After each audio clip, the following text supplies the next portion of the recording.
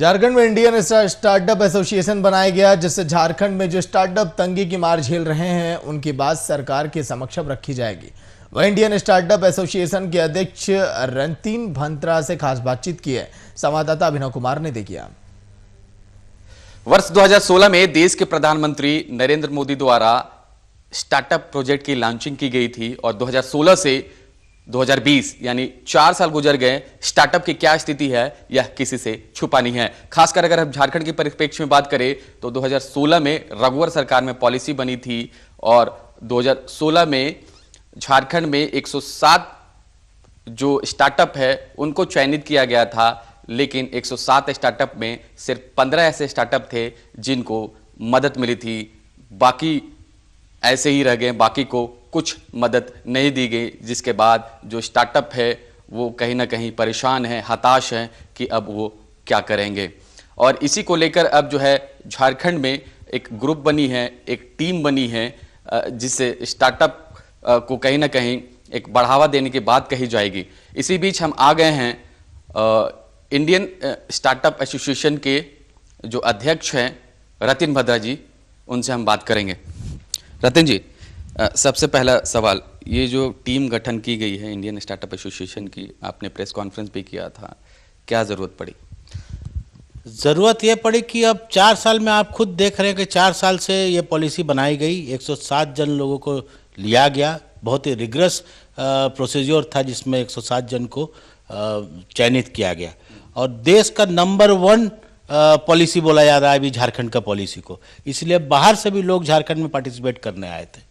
अब सिचुएशन ये है कि उसमें से मात्र 10 या 15 लोगों को 10 या 15% दिया गया।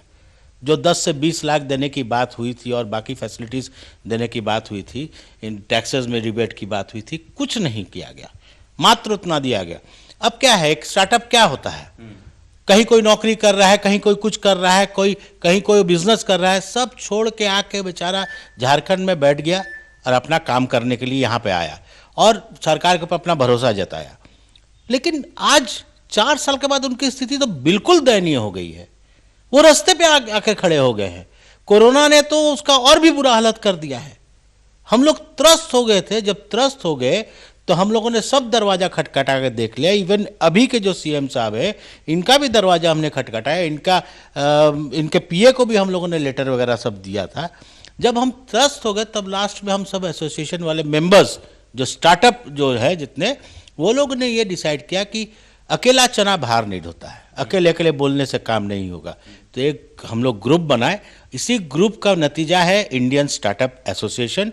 ये 107 जन को हम लोग कलेक्टिवली अब हम लोग बोलेंगे और हर एक मेंबर इसका, एक आदमी जो है, हर एक मेंबर जो है वो स्टार्टअप है। सर, 107 स्टार्टअप चयनित किया गया था, लेकिन 15 को हेल्प मिला, ऐसा क्यों? क्या डिफरेंसेस रहा, क्या क्राइटेरिया थी? क्राइटेरिया तो सबके लिए सेम था। कहीं कोई क्राइटेरिया में कोई किसी के लिए अंतर नहीं। क्राइटेरिया में अंतर होता तो चयनित नहीं होता। भारत सरकार ने और झारखंड सरकार ने दोनों ने सर्टिफिकेट दिया है सबको, सबकी क्राइटेरिया सेम थी। लेकिन ये कुल मिला के आप सोचिए, प्रशासनिक लापरवाही आप कहिए, चाहे सरकार की खाली बतौलाबाजी आप कहिए, सिर्फ बातें करने की बात आप कहिए, बस वहीं तक सीमित रह गया। बहुत सारे बात हुई। मोमेंटम झारखंड में भी बहुत सारे लोगों को ले जाके सामने खड़ा किया गया, बहुत कुछ किया गया, लेकिन अल्टीमेटली ग्राउंड लेवल में क्या हुआ? सबसे इंपॉर्टेंट है कि उस समय के प्रशासनिक लोगों ने या उस समय के जो भी एडमिनिस्ट्रेटिव लोग थे, वो लोगों ने किन किन लोगों पे भरोसा किया। अब कुछ ऐसे दलाल को वो लोगों ने सामने रखा जो अपने आप को बोलता था कि मैं स्टार्टअप लोग को मदद पहुंचाऊंगा। वो दलाली करते थे। कुछ एक ऑर्गेनाइजेशन वो बना लिया जो जिसका कोई लेजिटिमेट नहीं है, कोई लीगल राइट्स नहीं है। उनके थ्रू में बोला कि मैं तुमको कुछ पैसा दिलाऊंगा तो तुम मुझे 10% देना। ये क्या सिस्टम है? ये सब अब आम आदमी, एक आम आदमी, हम और आप जैसा आम आदमी क्या बोलेगा? अरे भैया कहीं से तो कुछ मिल जाएगा, कुछ नहीं मिल रहा है, कुछ तो मिल जाएगा, चलो ये आदमी हमको दिला देगा।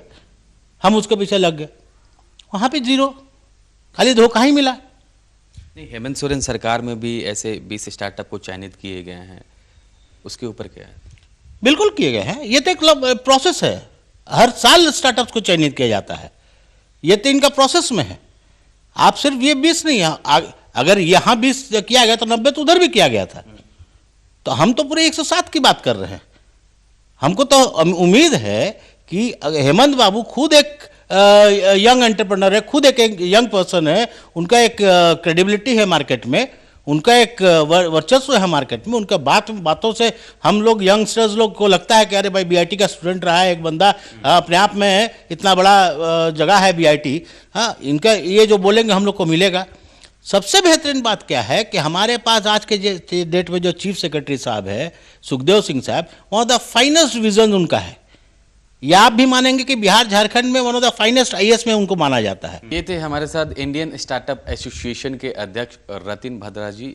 सारी बात उन्होंने रखी है, सरकार के सामने भी बात रखने की कोशिश की गई है।